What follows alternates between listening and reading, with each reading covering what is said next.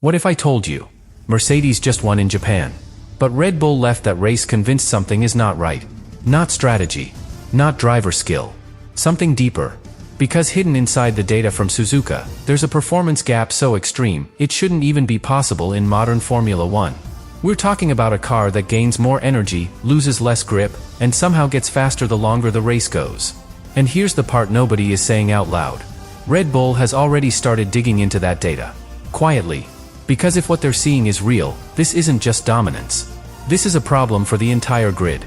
And by the end of this video, you'll understand exactly why Mercedes might be heading into the biggest controversy of the season. Subscribe now, because the detail that changes everything comes later. Everyone saw the headline. Mercedes wins again in Japan. Another dominant weekend.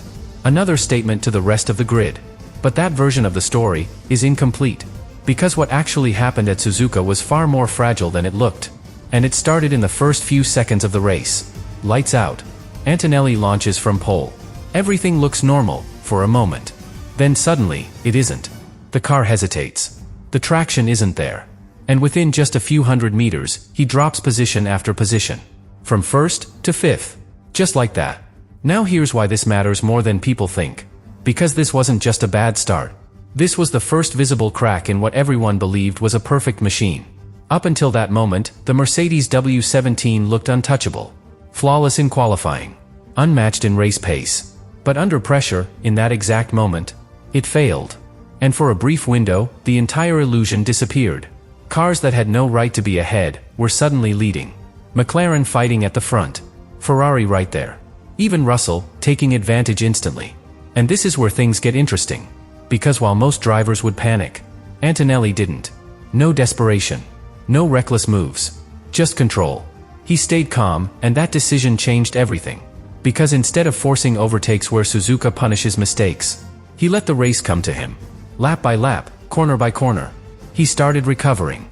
And the data shows something almost unsettling. Even stuck in traffic? He was still faster. Consistently faster. By several tenths per lap. Now think about that. A driver out of position. In dirty air. Behind multiple cars. And still, the fastest car on track. That shouldn't happen so easily. But it did. And yet, he couldn't pass. Not because he lacked pace. But because Suzuka doesn't allow it. Which created a very specific problem. The fastest car in the race was trapped. Stuck behind his own teammate. And this is where the tension inside Mercedes quietly began. Because at that point in the race, Russell was ahead. Leading the internal battle. Controlling the strategy. While Antonelli, the faster driver, had no way through.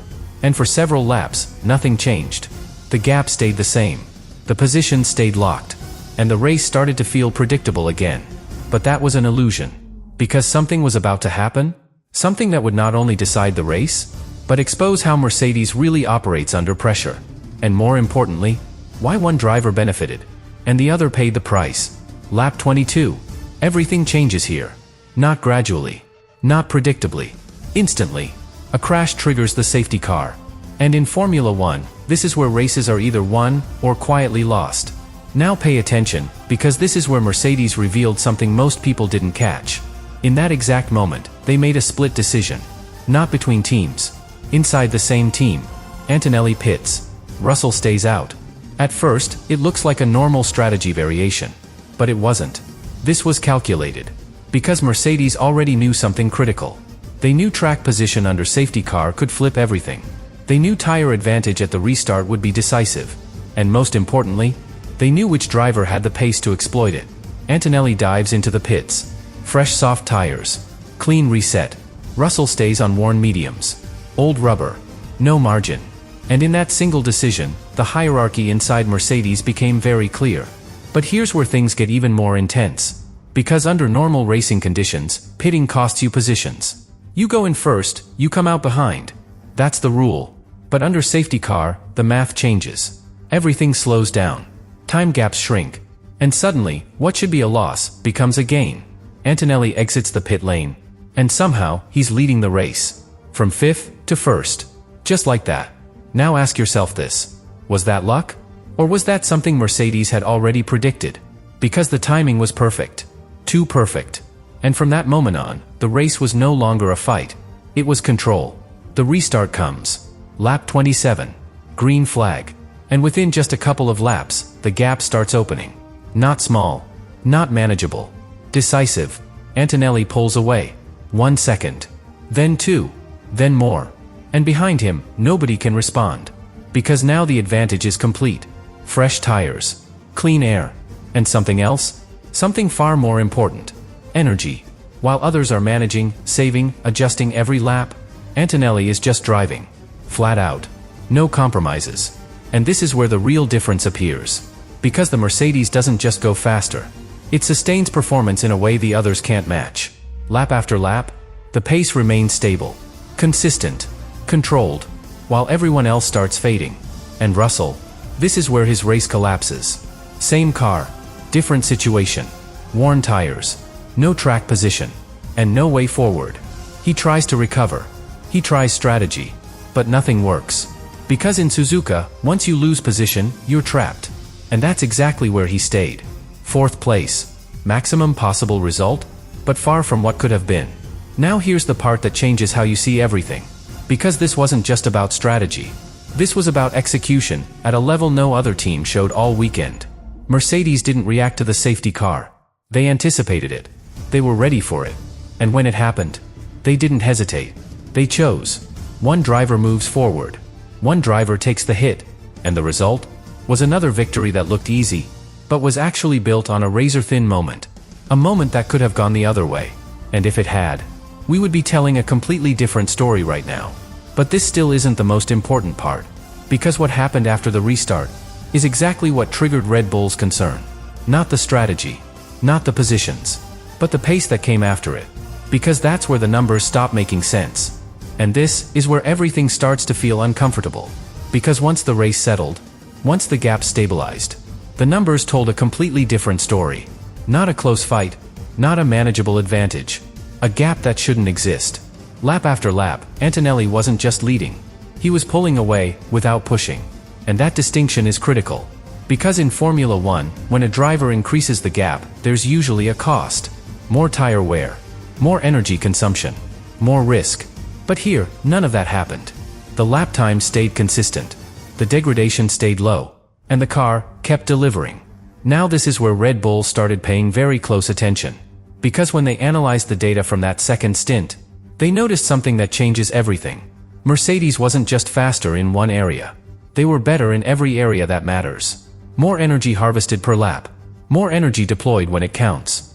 Less time losing power on straights. And most importantly, less tire degradation over time.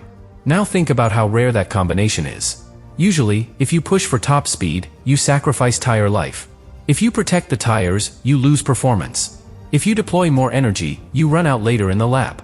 There is always a trade-off. Always. But Mercedes somehow removed the trade-off entirely. And that's the part that doesn't make sense. Because according to the data, they were harvesting more energy than anyone else. Deploying more energy than anyone else. Reaching higher top speeds than anyone else. And still, degrading their tires less than anyone else. That is not a small gain. That is a system working at a level no one else has reached. And Red Bull knows exactly how difficult that is to achieve. Because they've tried. Every team has tried. Balancing energy, tires, and pace is one of the hardest problems in modern Formula 1. You fix one thing, you lose another. That's the rule. Except, Mercedes doesn't seem to be playing by that rule right now. And here's where things get even more revealing. Antonelli himself admitted something after the race. Something that most people ignored. He said, he doesn't even think about energy management. The car does it for him. Automatically. Now stop there for a second. Because that changes the entire picture. While other drivers are constantly adjusting settings, switching modes, managing deployment, Mercedes drivers are free, fully focused. Every corner, every braking zone, every acceleration. No distractions. And in a sport where milliseconds define everything, that is a massive advantage. Not visible, but decisive. And this is exactly what Red Bull has started to question. Because if one team has solved energy management at that level, then they are not just ahead. They are operating under a completely different level of efficiency. And efficiency wins championships long before raw speed does. But here's the real problem. Because once you reach that level, people start asking how. Not publicly. Not yet. But internally. Engineers, analysts, rival teams, all looking at the same data and coming to the same conclusion. This is not normal progression. This is something else. Something very specific. Something that, if confirmed, could force the entire grid to react. And maybe force Formula One itself to take a closer look. Because what Mercedes showed in Japan was not just dominance. It was a warning. And Red Bull heard it. The question now is, what are they going to do about it? And this is exactly where the situation stops being technical and starts becoming political. Because in Formula One, when one team finds something the others can't explain, it never stays quiet for long. At first, it's just internal discussions. Engineers reviewing data late at night. Simulations being rerun. Comparisons that don't match expectations. But then, it spreads. Questions start circulating in the paddock. Not accusations. Not yet. Just curiosity. How is Mercedes able to sustain that level of efficiency? How are they harvesting more, deploying more, and still protecting the tires? And why does their performance actually improve as the race goes on? Because that's the detail that's making everyone uncomfortable. Most cars get slower. Fuel load drops, yes, but tire wear increases. Energy systems become harder to manage. Performance becomes fragile. But the Mercedes becomes stable, predictable, almost easier to drive. And that's not just an advantage. That's control over variables that are supposed to be uncontrollable. Now here's where Red Bull's reaction becomes critical. Because they are not just another team. They are the benchmark of recent dominance. They know exactly what a championship-winning car looks like. They know how advantages are built. And more importantly, they know when something doesn't fit the normal pattern. And according to everything coming out after Suzuka, they've seen enough to start digging deeper. Not publicly, but seriously. Because when the gap reaches over a second per lap, this is no longer development. This is a different category of performance. And gaps like that force action. Now think about the timing. 3 races. 3 wins for Mercedes. Maximum points almost every weekend. A young driver leading the championship. A car that looks unstoppable. And rivals who are running out of answers. This is exactly when pressure builds. Because if nothing changes soon, the championship could be decided far earlier than anyone expected. And Formula One does not like predictable seasons. Not teams. Not fans. Not the sport itself. So what happens next becomes the real story. Do Red Bull try to replicate what Mercedes has built? Do they protest? Do they push the FIA to investigate certain areas more closely? Because history tells us, when dominance reaches this level, something always happens. A clarification. A directive. A sudden shift in performance. And sometimes, a complete turning point in the season. But here's the part nobody is ready to say out loud. If Mercedes has truly solved energy management at this level, then catching them might not be enough. The others might need to slow them down. And that is where things become dangerous. Because once that line is crossed, the fight is no longer just on track. It moves behind the scenes. Into meetings. Into regulations. Into decisions that reshape championships. Right now, Mercedes is winning. Comfortably. Confidently. But at the same time, they are attracting attention from every direction. And in Formula One, attention is never neutral. It either confirms greatness, or it exposes something the rest of the grid refuses to accept. And if Red Bull is right, if the data really means what they think it means, then what started in Suzuka was not just another victory. It was the beginning of something much bigger. Something that could decide not just who wins the season, but how it is remembered.